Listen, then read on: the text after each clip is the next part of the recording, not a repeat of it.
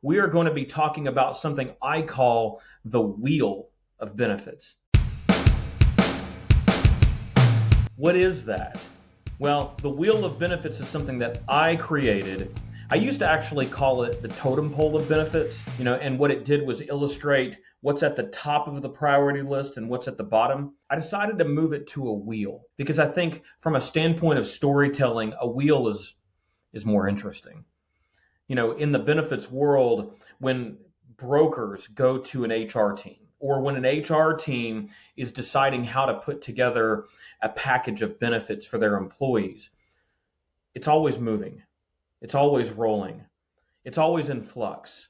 There are always things they want to add that they can't. There are always holes that they want to fill, but they're trying to figure out what product to put in it. The goals are always fairly simple. Not easily achieved, but always fairly simple. The goals are, one, to provide the employees at the organization with the best possible benefits that takes care of them and their family. The goal is also to make sure that we are doing what we can to put in products and services that help the employer attract and retain employees.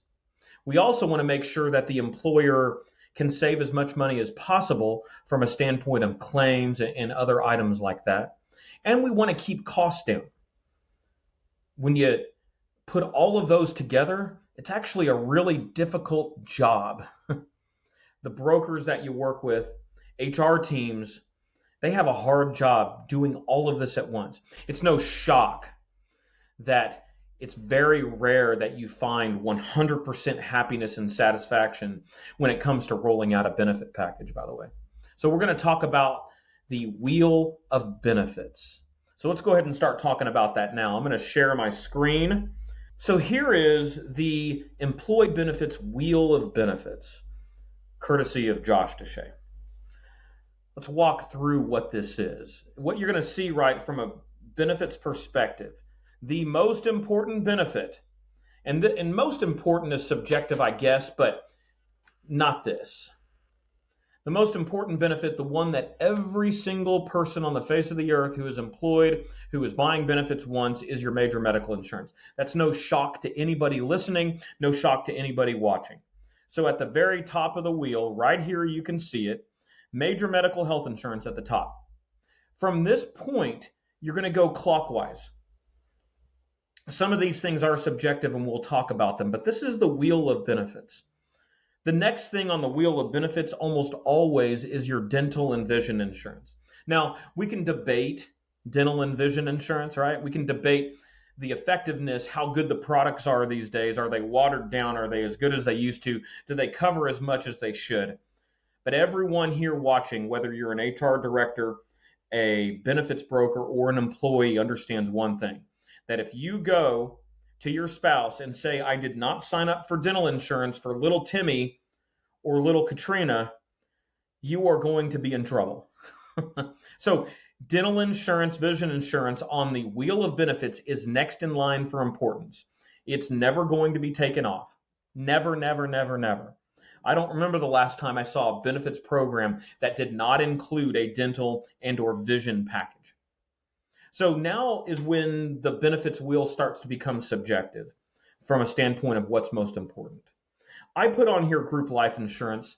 I'm a huge believer in life insurance. Life insurance from a group level is inexpensive. It gives everyone something they can offer. It gives everyone something that they need. Group life insurance, if it's not number 3 on the benefits wheel of importance, it's close to it. If you disagree with me, let me know in the comments. Next is your 401k. This to me is where it really gets to be interesting. You could put the next one after this ahead of it. I may do that in future iterations of this. But your 401k, especially if the employer is matching, is going to be next there. Many of the benefit brokers bring in a specialist to do 401k, so that's there.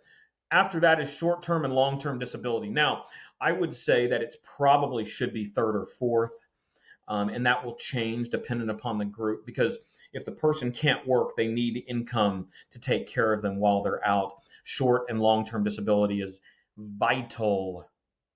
All right. The next three are going to be where you start to get towards the end of this wheel of benefits. And this is where you're going to have the most debate on effectiveness of products, whether the product should even be there. And you're going to have a lot of people yelling back and forth because there are a lot of voluntary benefit providers out there who sell some of these products. And a lot of the products are great. Some of the products I don't think are as great.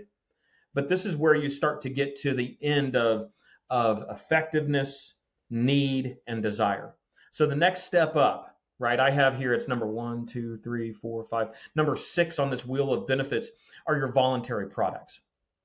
So what are voluntary products?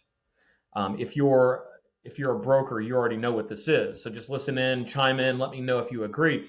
If you're an HR director or an employee, voluntary products by default are voluntary. So you'll rarely ever see an employer providing some sort of match. You'll hardly ever see these products be employer paid. They are put in there. The employee is presented with the option, and they have the option whether or not to buy it. It's voluntary. These products are accident plans. So accident insurance. It's critical illness insurance. It's cancer insurance and things of that nature. That's what voluntary products are.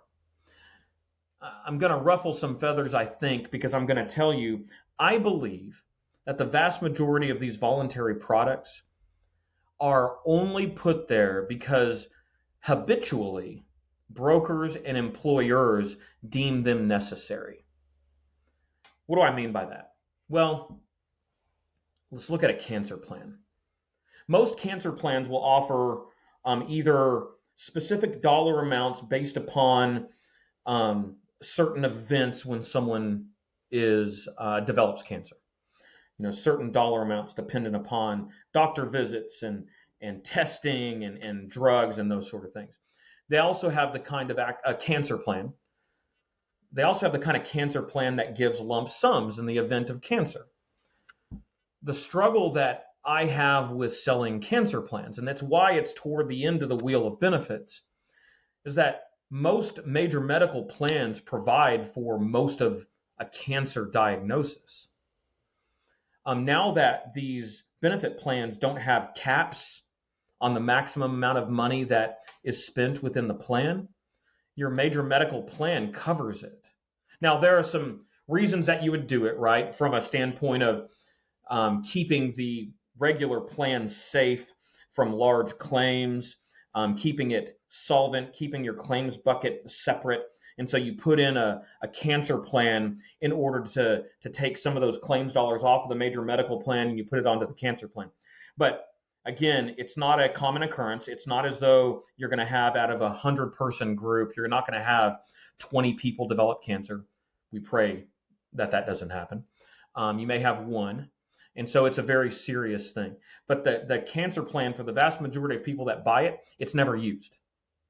And so utilization on those plans is very low. And so it's not one of those programs, right, that I deem as super important based upon the fact that they're going to get the coverage in other places. Same thing for an accident plan. Accident plans are sold, it's crazy. They're sold, 30, 35, 40% of the time. From a standpoint of how many people buy it in a group. I'm pretty positive that's about right. If you have a group of 100, 30 people are going to buy an accident plan.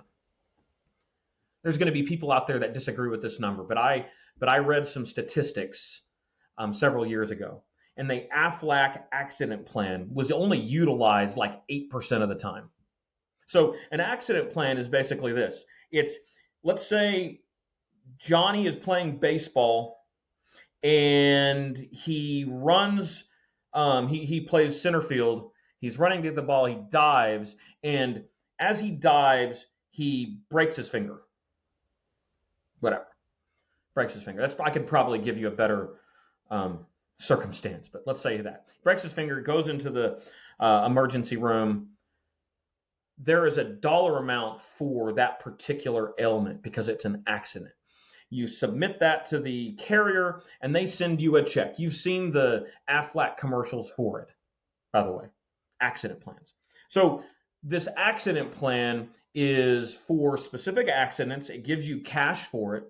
And the idea in terms of offering it to the employees is that instead of using your major medical plan, you can get this accident plan that will reimburse you up to a dollar amount. It could be thousands of dollars depending upon the accident.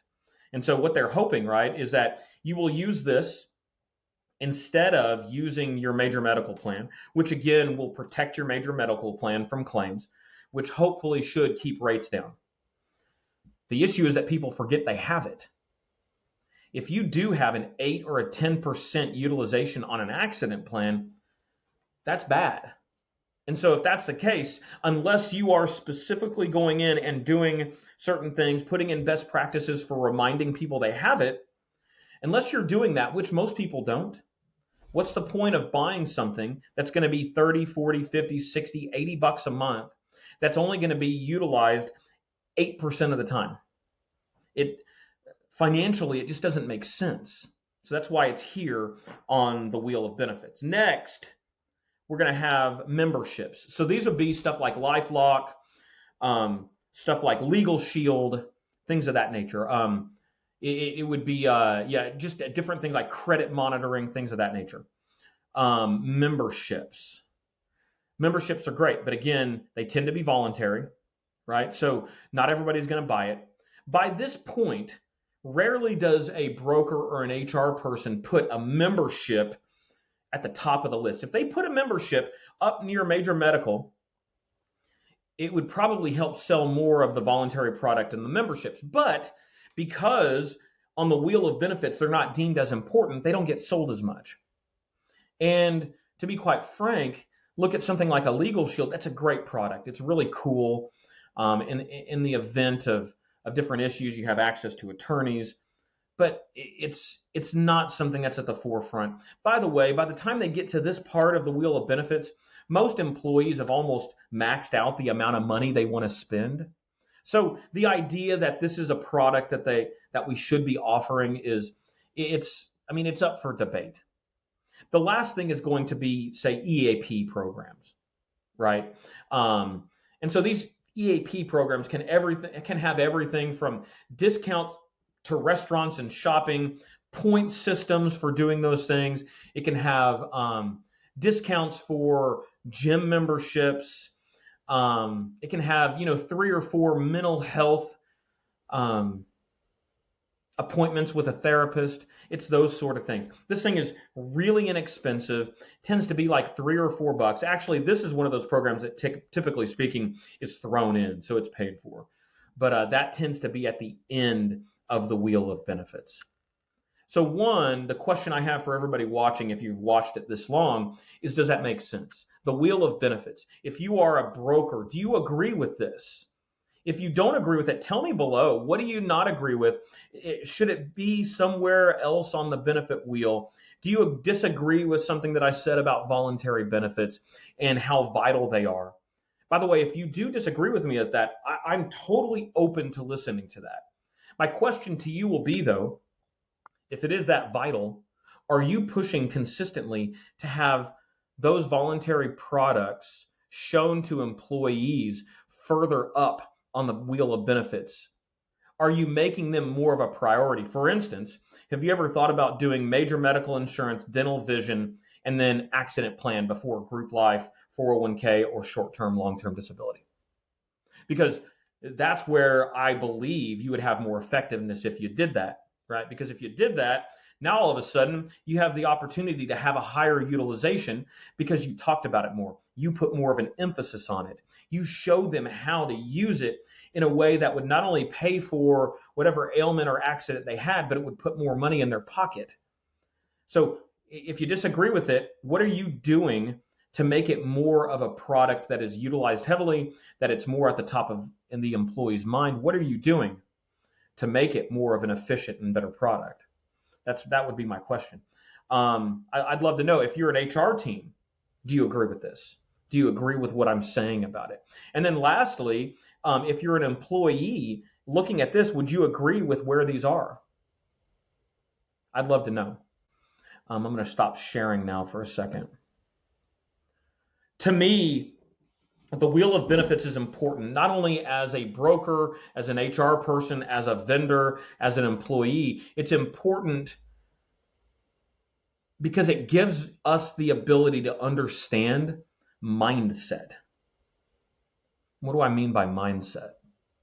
It gives us the ability to understand what is it that is offered, when is it offered, and why is it offered based upon who we're talking to. You see, that wheel of benefits, to me, I have that in there as if I were a broker. Many of you know that I was a broker for many years. And to me, when I walk through the importance of the different products within a benefits plan, that's how I do it. And obviously, dependent upon who I'm talking to, that could vary. But my job as the broker is to teach the HR team, the company, and the employee why I deem certain things more important than others. That's my job. Ultimately, my job is to help them put together the best plan. How can I do that if I don't give my own personal opinion? And especially if it's an important opinion, if it's an important factor, how can I say that I'm doing my job if I'm not pushing for that, even if the group or the client is pushing back on it? You see, I've been in the benefits world a long time. And if I go to an HR team and they say, you know what, we need XYZ, but I know they really need ABC. Am I doing my job if I don't lay out the facts as I know them to show them why I believe them taking XYZ would be a detriment to their organization? Am I really doing my job? The answer is no, right? As a vendor, right now, if I'm talking to a broker and the broker is thinking about using our product, and they are miscategorizing it, for instance, and the emphasis they're putting on it for a particular group is not where I believe it should be. And this is not based upon me needing to make a sale or a commission check, but I've looked at the group and I say, man, the emphasis instead of here should be here. Am I doing my job as a vendor, as someone who is supposed to give my client the straight truth? Am I doing them a disservice if I don't push and make things a little uncomfortable? Absolutely. My job is to not necessarily care so much if they buy from me. My job ultimately is to ensure that the truth is told. And that if I believe in my heart of hearts that this group should put on the wheel of benefits my product up in the top 3, then I should be pushing for that. And yeah, if they put it at number 6 or 7, should I say maybe this is not worth it? Absolutely. This is not about just getting a sale, and it shouldn't be for a broker. It shouldn't be for the HR team. This should be about doing what is best for all of our clients. Sometimes it's not best for my clients to take the product that I have. Sometimes it's not best for an HR team to select a certain broker. And sometimes it's not best for a broker to select a certain group when that group is pushing back on what the broker knows is best. Sometimes walking away from a sale is a positive thing. And that's what, to me, the wheel of benefits helps me see. I'd love to know your thoughts. I hope you enjoyed the discussion. It's a little bit nerdy, but to me, this is how my mind works. My mind works in a way that says, hey, I need to know from a wheel perspective, what is it that matters to the employer, to the broker, to the employee? And from my standpoint, what I know, how can I make that work from this wheel? I'd love to know your thoughts. Thank you so much for joining us. We have a couple of really amazing guests coming up. So don't forget to tune in, to subscribe, and watch the next one. Thank you so much. We talk soon. Thank you for talking benefits with me. See ya.